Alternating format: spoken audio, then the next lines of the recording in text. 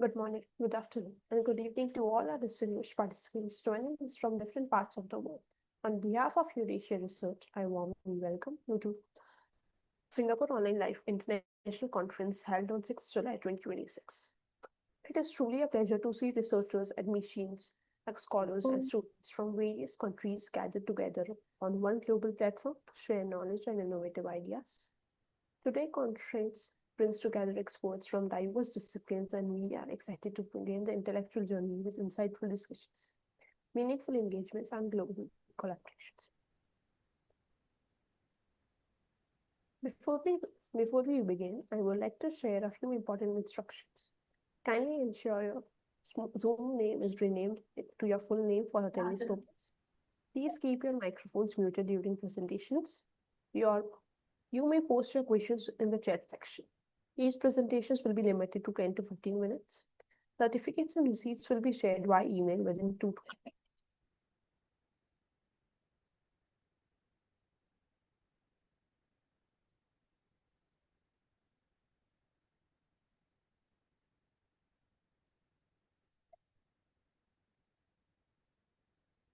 You can move the highest mountains, cross the greatest oceans, and walk across the water.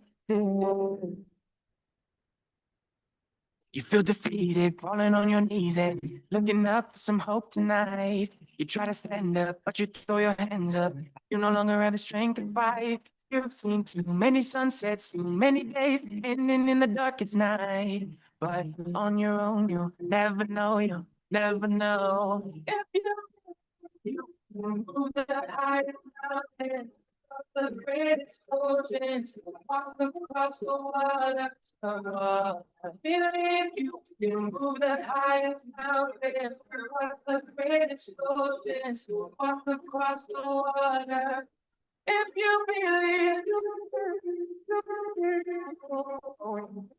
you say that all you need is faith. But it's almost like you lost your way. Took a few wrong turns, took a few breaks, falling behind now, looking for grace. Cause you need someone to lift you up, yeah. Make right of the things you've done. Cause on your own, you'll never know, you'll never know. If you move the highest mountains, across the greatest oceans, walk across the water, Believe you can move the highest mountains, across the greatest oceans, walk across the water. If you believe, if you believe. You can do anything, you can do anything, you can do anything if you believe. If you believe, you move the highest mountains, cross the greatest oceans, walk across the water. Believe you move the highest mountains, cross the greatest oceans, walk across the water. If you believe.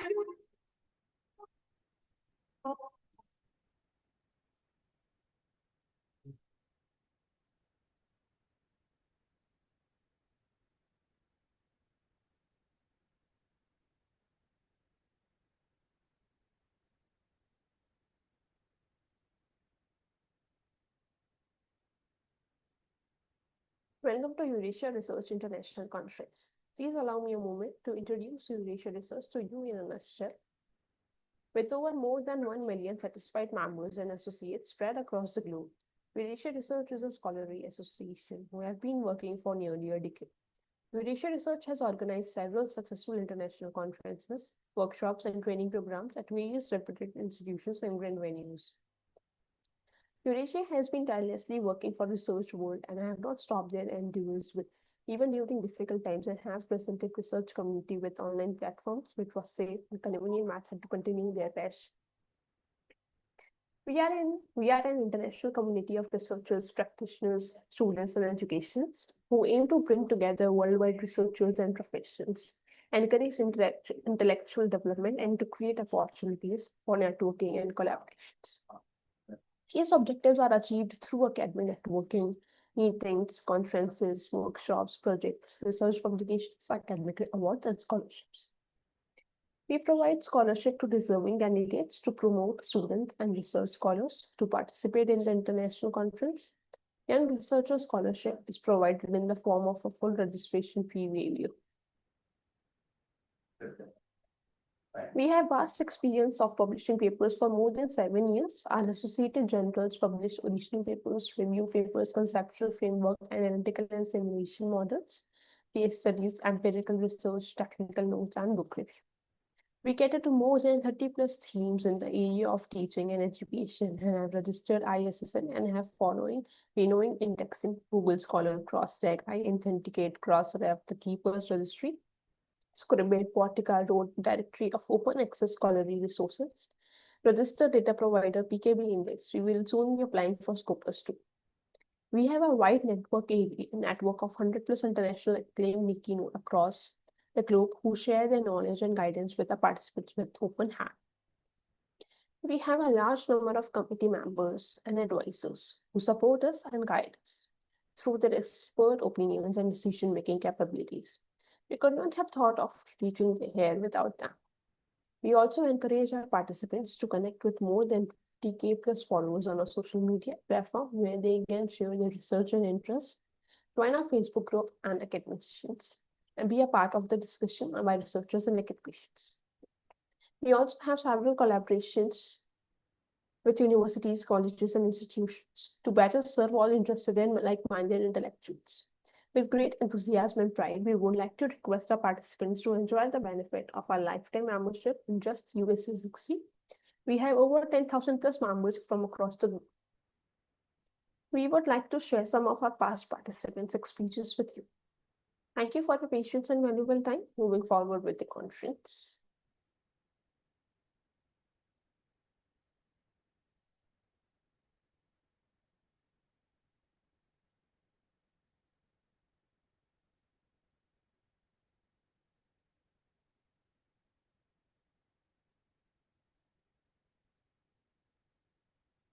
Welcome to Eurasia Research Singapore Online Live International Conference, 6 July 2026.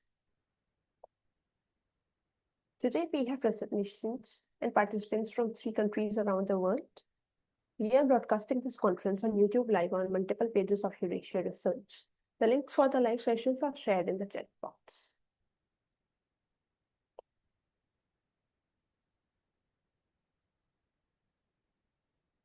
I, Kashvi Jain, will be hosting today's online conference.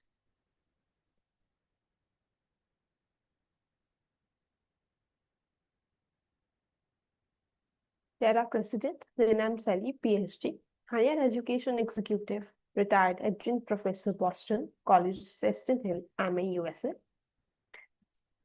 Let's see what she needs to share with us.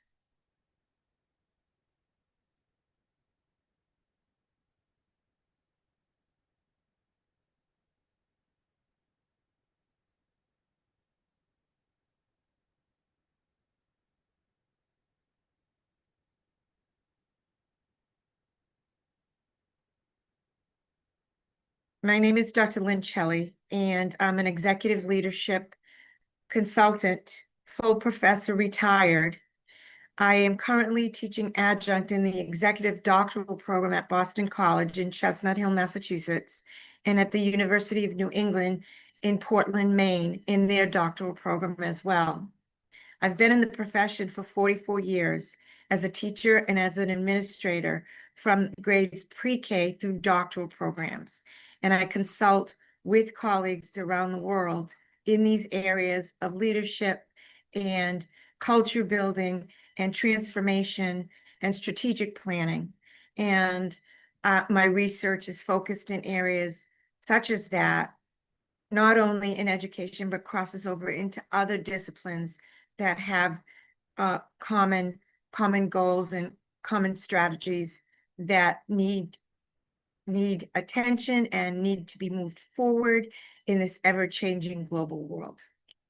So, ma'am, the first question, we would love to hear about your research journey, how it's going, and the projects you are handling right now. My research, my name is Dr. Lincelli. I'm president of the Eurasia Terra group, and I'm very happy to be here. I have been doing some research and starting some writing about the leadership in this new global environment, transformative leadership in the new global environment that we are living in, and hoping that this research will help current and future leaders at every level in any type of an organization.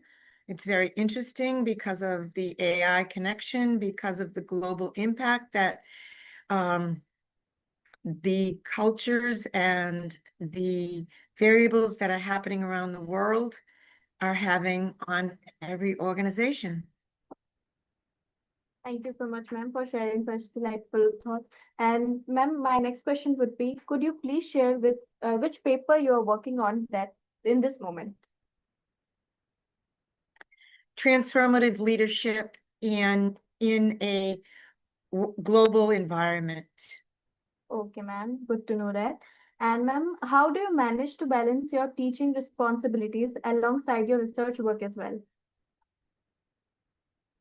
Well, my balance is that I've always done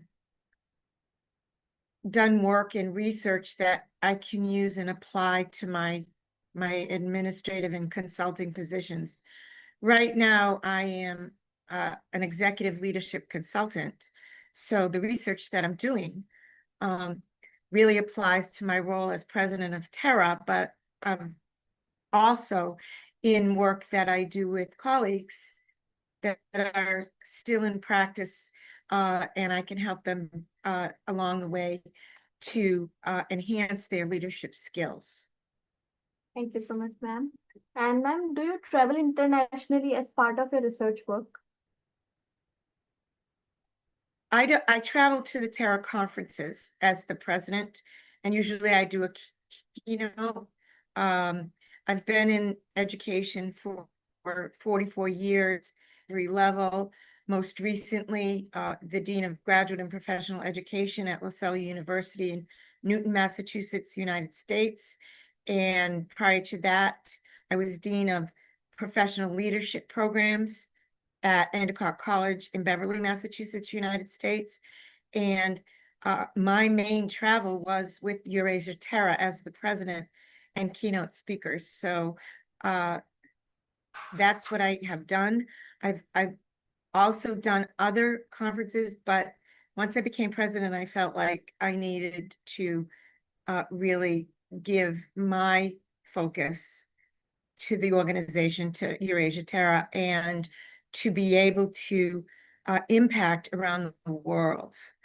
Most recently, I sat on a dissertation committee at Boston College, Chestnut Hill, Massachusetts, with a vice president from a university in Russia. Okay. And she was her dissertation was focused on changing culture to adapt to the global world. And Olga did a fantastic job.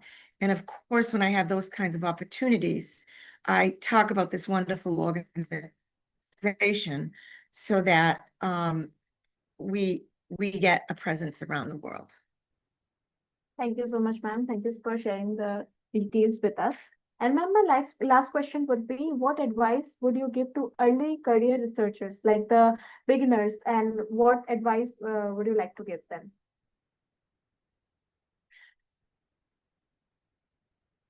The advice is multifaceted. I think that there are several things that they have to keep at the forefront of their minds. That research that they do should always be something that can impact their work, their organization, and or the world. So it has to be current. So to that point, they have to be proactive in where they're focusing their research and knowing what's happening in the world all the time in their certain professions, if you will. They have to add, they have to value add to their professions. So that would be very important. They have to have an open mind that their research, especially if it's quantitative, might not necessarily bear out the results that they want. And that's okay, because that shows what really is impacting their work and their organizations and the world. And the third thing that I would do is have them network with people and colleagues like myself and other people doing work, not necessarily in their own professions, but if it's a crossover kind of focus for research that crossovers different professions, that they network and become familiar and have standing meetings with other researchers, because that can be so rich and can help people so much.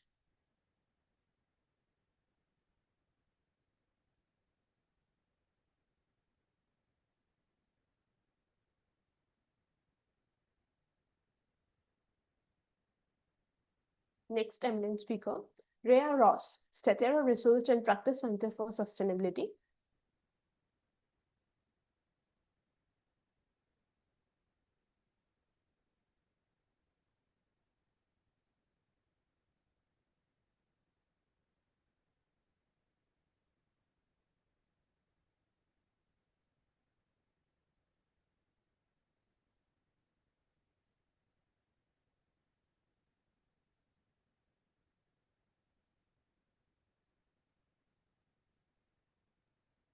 Okay.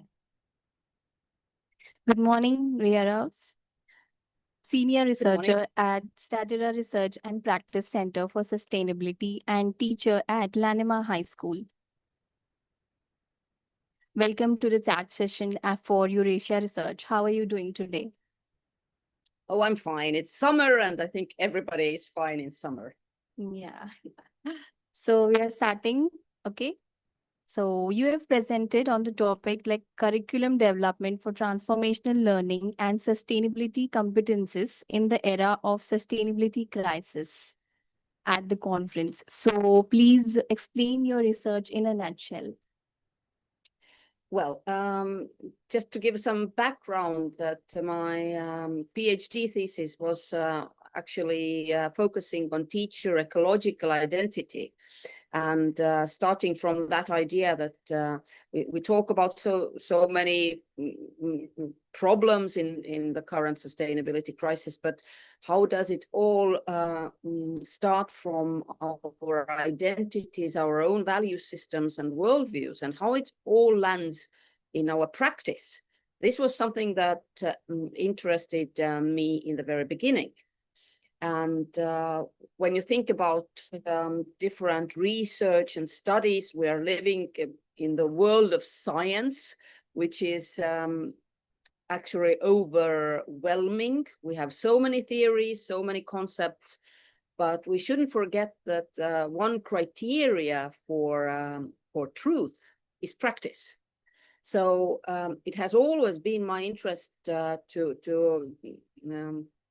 create such a bridge between research and my own teaching practice. So from that idea, I started to investigate how to give more value to our learners and how to discuss maybe even existential problems when we come to sustainability crisis. So that is why such issues of sustainability, ecological identities, and curriculum development are somehow intertwined together. So this is the beginning of the idea. Okay. So what are the challenges you have faced in your research journey? Well, when we talk about challenges, is of course everything that is connected to sustainability is facing a huge challenge. In my point of view, it's the challenge is the collision between the mechanistic and holistic worldviews, or the approaches what we take. That we come from the world where we approach the curriculum development and learning as an instrumental phenomena. We somehow take all the world of learning and teaching into small pieces. And we think that when we train our teachers to become such machines, didactical machines, to be the masters of methods and instruments, that then the best learning occurs. And here I would like to argue that it doesn't serve the purpose when we talk about wicked problems that are sitting in the core of sustainability issues. So this whole holistic approach and the mechanistic approach to learning and teaching is actually, for me, the biggest challenge, because we're so much immersed in the old ways of thinking. But I would try to stress one thing. We talk so much about old and new, like we should forget the old and take a new approach. But the words itself, old and new, are something that I would say that sustainability crisis brings back the ancient truths, or the very, very old beliefs and understandings of the world. Because when we think about history, even in the medieval ages, people still had animistic worldview, that we, some time ago, some hundreds of years ago, we believed that everything around us is alive. Not only human beings, but everything is alive and interconnected. And especially the Eastern philosophies still hold to that. And such a interconnected world, holistic understanding of the world, lies as the basis for, we might say, the new approach to learning as well. So the words carry the meaning, and the meaning changes the world. This is something to investigate. Okay. Yeah. So what was your motivation during the research process? My motivation was very egoistic, I might say. And I think for me, it was the best, because if you really believe in something, or you really want to know something personally, you don't have to prove to anyone what you want to do, but you want to prove it for yourself. Right. And my career as a teacher has been quite long. So I started my PhD when I had already the teaching career for several years. So I was so much interested in how to find better ways for teaching and learning myself. Yeah. So I started to dig in because I personally was interested. And I must say that my motivation also came from nature, because I bought a new house, and it was in the countryside, just in the middle of the nature, and such everyday life in the middle of the nature is definitely what is shaping us. Yeah. So I think the nature did its job, so motivating me. Nice. So, what advice would you give to our young researchers who are just starting into the research world, like based on your own experience and insights? Well, my advice would be, I think, quite simple, and I hope not simplistic, but I think it's quite simple to start actually investigating yourself. What do you really want? Because young people usually, when we see that in schools or universities, when you ask what do you want from your future, oh, I want to get a good education because then I get a good job and then I get a lot of money and then I'm happy. But if you really sit down with the young people and start discussing what is your meaning of life really, then just totally something else comes up. And when you have looked deeper into yourself and wondering who you really are and what you really want in your life, start from there and take some time for such discussions and such investigations, because usually we live in a busy time and we don't have time for that. Right. And I think for a young researcher, it's important and critical because your research, you are what you research. So you must start from yourself. Yes, thank you. Thank you for your encouraging words for our young researchers. Hope they are inspired by you. And so, what was your positive feedback or about our conference? Oh, I think I'm very happy and honored to be included in your team in a sense that I think it brings together very different levels of researchers, very different levels of students from all over the world. And the beginners, the ones who have been studying and researching for years. And I think this is a very diverse network, or it's like an organism.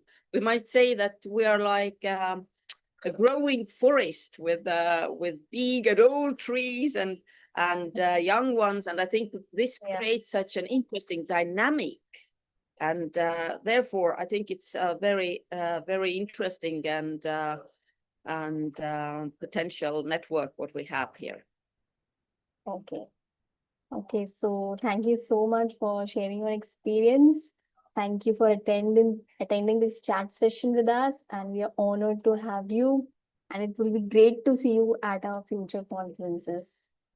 Thank you. Yes, hope to see you again. Yeah, research. morning.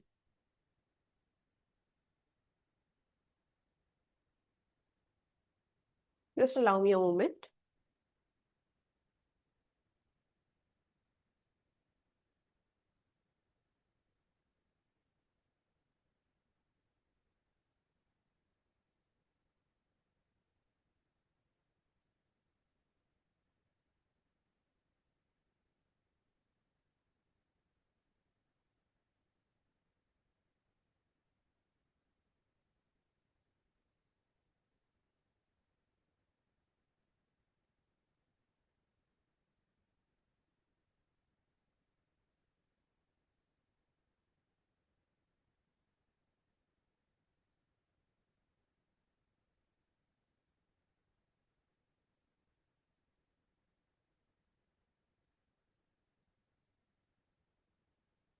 Conference schedule. Session 1, keynote talk. Session 2, team activity and photo session. Session 3, technical talk. Rename your Zoom account with your full name in English. This will help us to record your presence. You may ask your questions related to the presentation, the chat section, while the presentations are going on. All the certificates, receipts, and proceedings will be sent to the participants within a week on their email IDs. The proceedings will include all the full papers and abstracts accepted for the conference. Moving ahead with the publication process.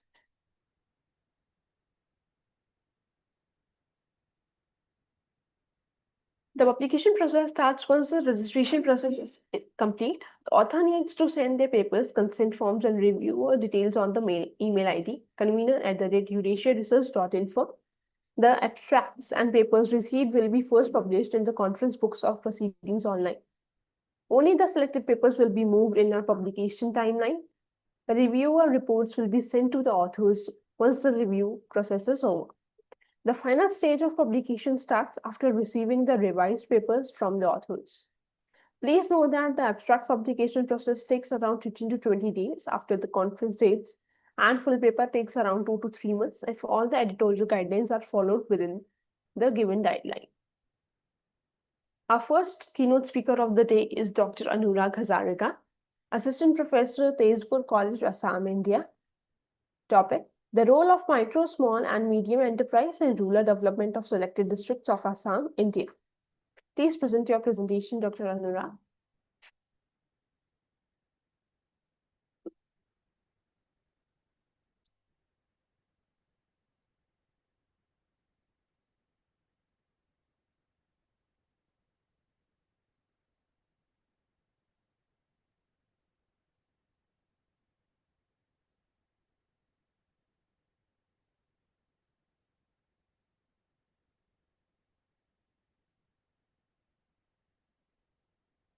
I think Dr. Anurag is not there. So let's move forward with the conference. Our next keynote speaker of the day is Dr. Harlot Mayaba, HNM, Agri-Food Consulting and Speaking, New Zealand. Topic: the future of education in the age of AI. Dr. Hella, please present your presentation. Good morning and afternoon, depending on where you're watching me from. I'm just going to share my slides here.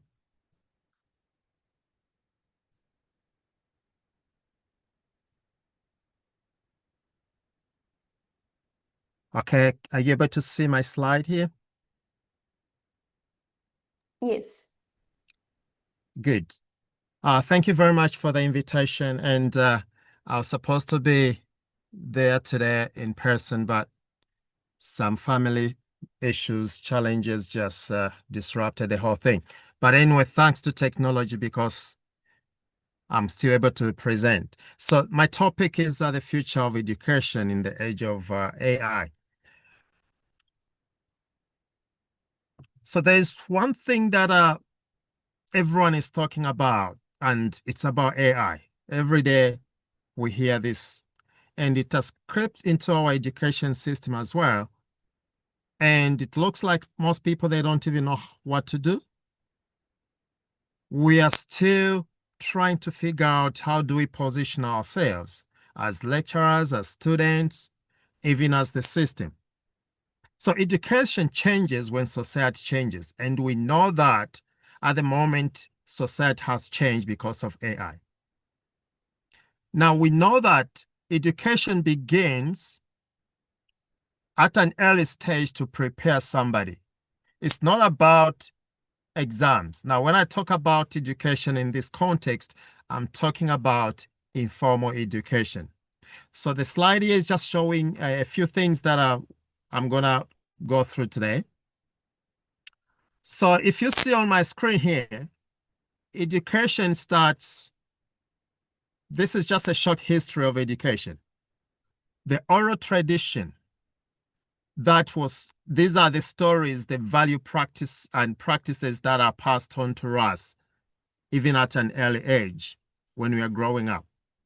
Now, this is more informal because it's the education we know now, what we are talking about is the structured one, which is more formal. But then you can see that from there, the traditional way of education, writing was invented, and now knowledge could be recorded, meaning we could now keep records to pass on to the next generation. Then books were invented, and now knowledge could even be scalable to a huge storage, to these storage facilities. Then came the classroom as we know it. Now, this is an organized education, which now we know as formal education. Now, the interesting times came when we could access internet. You can be in India, I'm in New Zealand, you can be in Singapore, wherever you are. Now we could access information through internet. But now we are talking about the AI age, intelligent learning support. Now, when you combine internet with AI, everything has completely changed. And that's why today, my topic is the future of education in the age of AI. Now, if you see what I've written at the bottom of this slide here, education has always evolved with human needs, society, technology, and the challenges of each generation. But I have to point out that as human beings, we don't like change. We always resist change because change always comes with challenges. And now as lecturers and even students, we don't know exactly how to maneuver because of the changes that AI has brought. Now, I have this here, which is, this slide is related to my previous slide. You know, I did mention about the traditional education. In the olden days, people used to just sit around the fire. And not a long time ago, just 3 decades ago, I was one of those who could sit around the fire and grandparents were sharing stories. That was the beginning of education. Knowledge passed through stories. But then ideas started being captured in symbols and manuscripts. From there, now knowledge is being accessed by many people. Then we move to structured learning, environment imaged, which is now what we call formal education. But if you look at the traditional way of education, actually it is both informal and formal in some ways. Why am I saying it's also formal? There is a kind of structure there. People are seated around the fire. But we are talking about now the new age. Information became instant and global. Now, when you talk about AI, education has become more personalized. It is more personalized learning because I can choose what to learn, how to learn. So that's why the question is the future of education in the age of AI.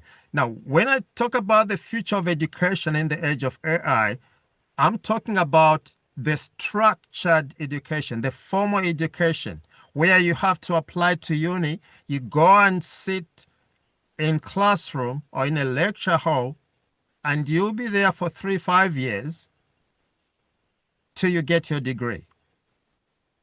What is the future of this formal learning when there is actually this AI which can make learning be more personalized? It's like a customized way of learning. And I can sit behind my computer whilst I'm having access to internet and choose what to learn. Do I need a lecturer? Do I need the university? That's food for thought. Now, I love this quotation here that I came up with. Technology may change the tools, but it does not change the purpose of education. Now, it is very important if the formal education is to survive, then we have to focus on the purpose itself. Because as human beings, we have to always ask a question, why am I doing what I'm doing? Because purpose is more like an anchor. It directs you where to go. Purpose is more like an anchor so that even when it's windy, there is a storm, you can never drift. So yeah, we can be talking about technology and people are confused, but as long as our purpose of education is well defined, then we're not going to lose direction. Now here we are looking at from information access to intelligent assistant. Now earlier digital learning, when internet came on board, of course, we were able to research. If I want to write a paper today, we used to go, I need to go to Google. I'll find previous papers that were peer reviewed. I would watch videos, courses online. We thought we had arrived. Everything was like, yes. But now we have AI, which has completely changed the game. Why am I saying it has completely changed the game? Now, if you're a learner using AI, you can organize, personalize, and apply information. You can even explain and translate, summarize. You can even set your own test as a learner. You can even mimic what the lecturer is teaching and let AI be your teacher. Now, I also develop AI agents. I can even set my ChatGPT to be teaching me like the best lecturer in the world. And this is where it is becoming tricky. Is the learner going to ask the lecturer, or the learner will go and ask ChatGPT? From here is information to let me help you understand and use it. Now, this is the shift. In the last few decades, lecturers or teachers used to come and say, here's the information. But now students, maybe they don't need us. So we need to change the way we present our lessons. But it's a question of how are we changing? And because AI is changing every day, are we coping with the change? How AI is changing learning today. Some of the things I've already alluded to how AI is changing the learning today. Learners can receive explanation that fit their level of study at a higher speed and depending on their own learning style. Now, instant feedback. Can you imagine? Sometimes if you have to send a message to your professor, they may be busy. But in the new age, you can go to AI, ask the same question you wanted to ask your professor, and instantly you get your answer. Now it's like there is a bit of competition here with AI and the professor. The language support. I can get an article from China, from India, that is written in different language. Maybe that's the only paper that I want to use for my research that I could find written in that language. I can translate it in English. Now, I'm lecturing. I know in the introduction, you introduced me as a business consultant and a speaker, but I'm also a lecturer part-time.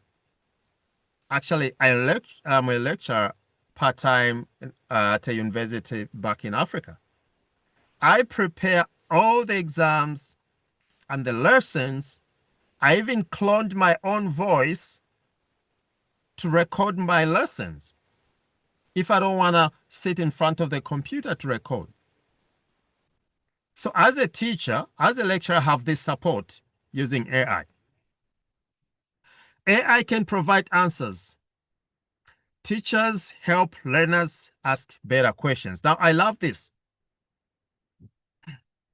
If AI now can provide the answer that a teacher can provide, do students need that teacher? That's why we need to reposition ourselves as educators in the age of AI.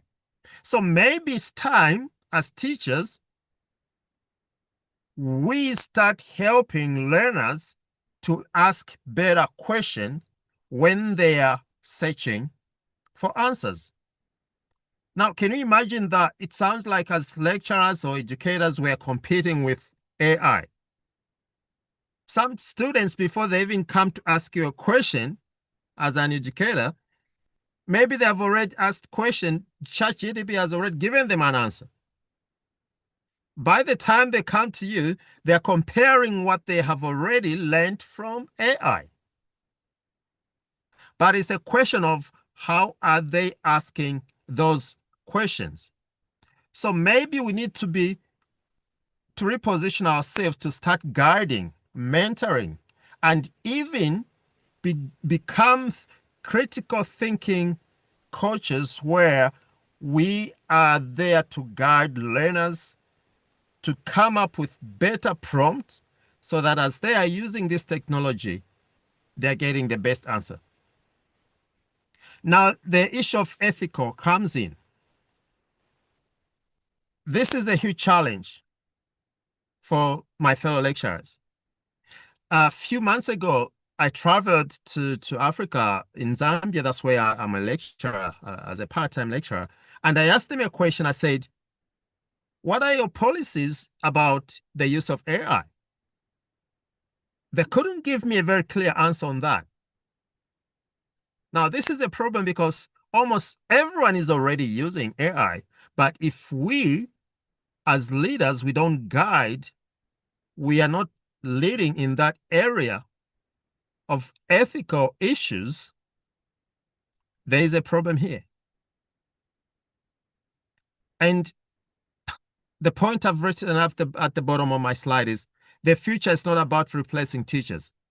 It is about empowering teachers so that we can reposition ourselves better in the age of AI. Now, how many lecturers, how many educators are being empowered about AI? Are we really there participating, or we are still saying, no, no, no, no, we are still pushing back? Because no matter how we try to push back, the students are using it. And you can use all these tools to see the paper that you receive to review. You put it in the system to check the percentage of AI input there. You discover maybe it's 98%. Some of them may be 100%. Now, what do? That's why we need to reinvent the way we do things and put in place the ethical guidelines about the use of AI in our schools, which I think most of schools, they are still lagging behind, especially those in the developing countries. But the use of AI is rampant. Now, there are a lot of opportunities that AI brings in education. We cannot run away from this. There are a lot of opportunities. AI can help education become more accessible, flexible, and lifelong. Now, I love lifelong learning because when I was growing up, especially in the village where I came from, of course, we used to learn the formal education by sitting around the fire, but then you go in classroom, that was it. There was no internet, there was nothing. But now, technology, AI, internet can give us the lifelong learning atmosphere that we need because you don't have to wait for anybody. Inclusiveness. This is very, very important. If somebody, they are challenged physically, they can't travel to uni, disability is no longer a barrier. Language is no longer a barrier because you can also use AI to interpret everything. Productivity. I just mentioned that sometimes I use my cloned voice to record my lessons. If I'm busy, I don't have to sit in front of my laptop to record a lesson because I'm a part-time distance lecturer. I can do everything quicker and faster by using technology. That's the beauty about AI. I'm almost there, just two more slides. Now, the responsibility question. The better question is not, can we use AI? But the best question is, how do we use AI wisely? I did mention a little bit, academic integrity. We should not use AI to replace our thinking. AI is a tool that we can use.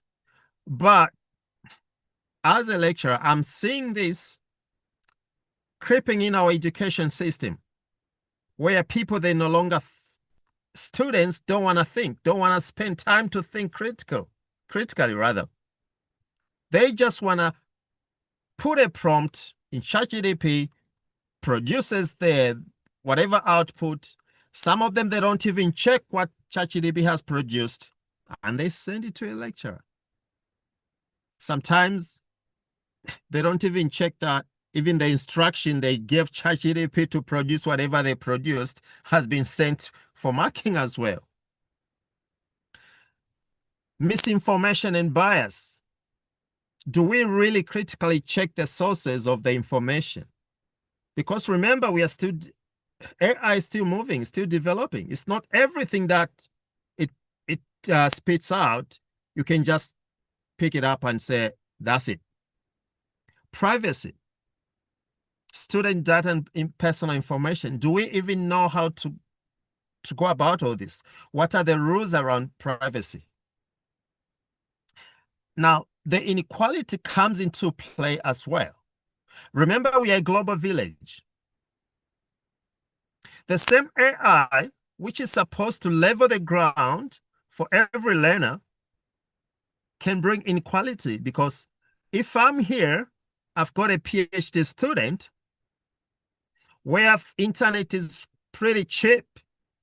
I've got electricity 24/7, but there is a student somewhere in the world who's also a PhD student, but they may not have access to internet the way I have it.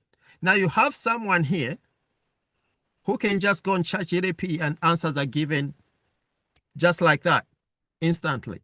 But there's somebody who has some challenges to access internet, because whether you are using AI, you still need internet for that.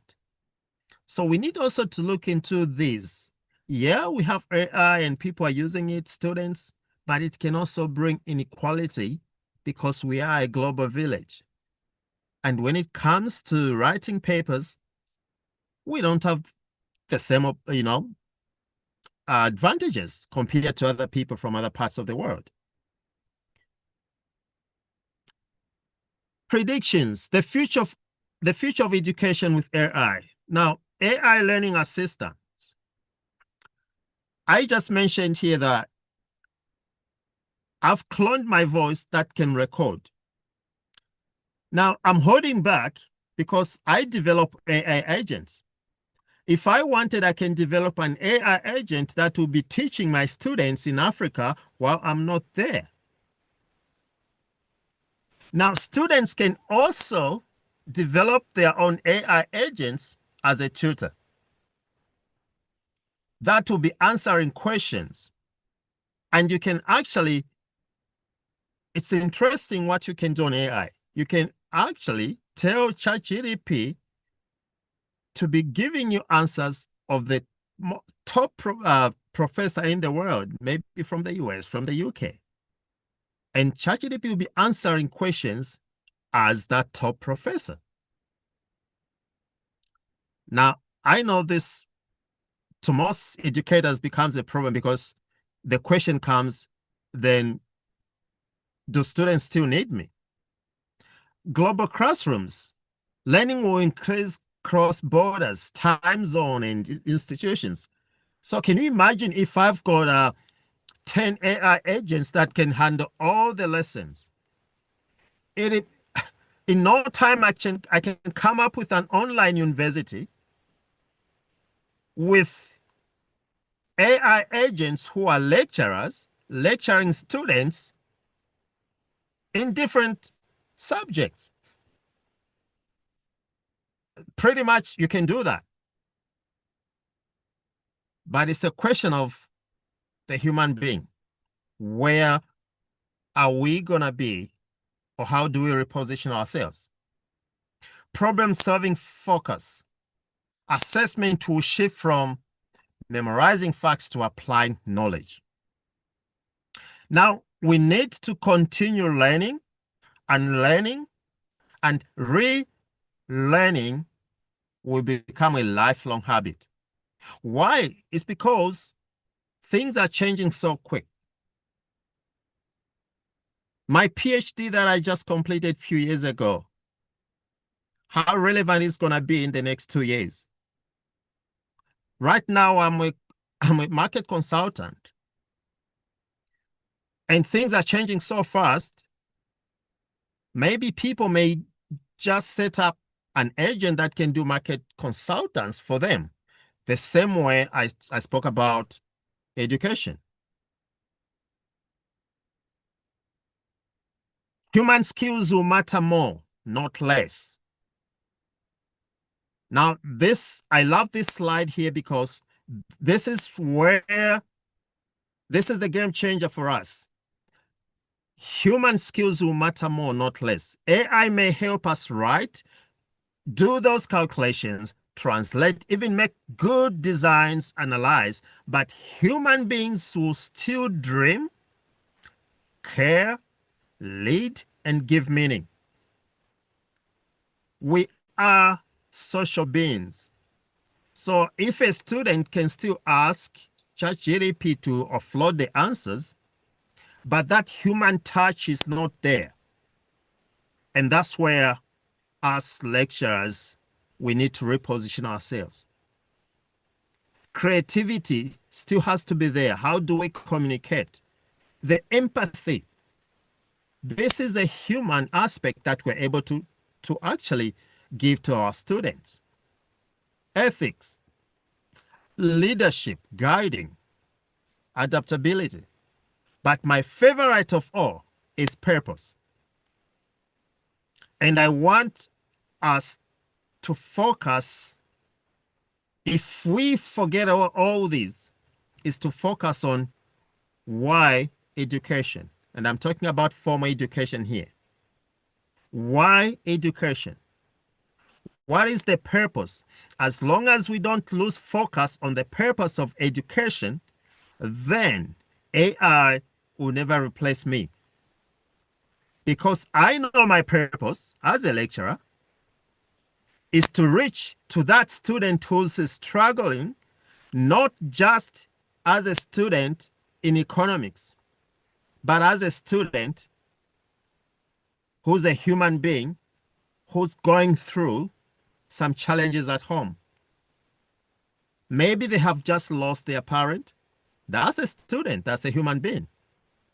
And that's where I come in as a lecturer to make a difference. Because if what I'm giving is just the economics part of it that AI can also give, maybe the student does not need me. But I'm bringing something different. I'm bringing my leadership qualities. I'm bringing the human aspect to show the social aspect to students who are human beings with feelings like I have. As I'm closing, AI can give us tools, but purpose gives us direction. AI can give us all the tools we need, but purpose, and I'm talking about the purpose of education here, will give us direction. AI can give us speed, but wisdom gives us meaning. And wisdom is part of who we are as human beings. Of course, AI will help us learn, but humanity help us become. The future of education belongs to those who use AI with purpose, hope, resilience, and responsibility, because we need to be very responsible as we use these tools. Thank you all for listening, and I wish I was there in person in Singapore. Looking forward to meeting you all next time. Amazing presentation, Hanlot. Thank you.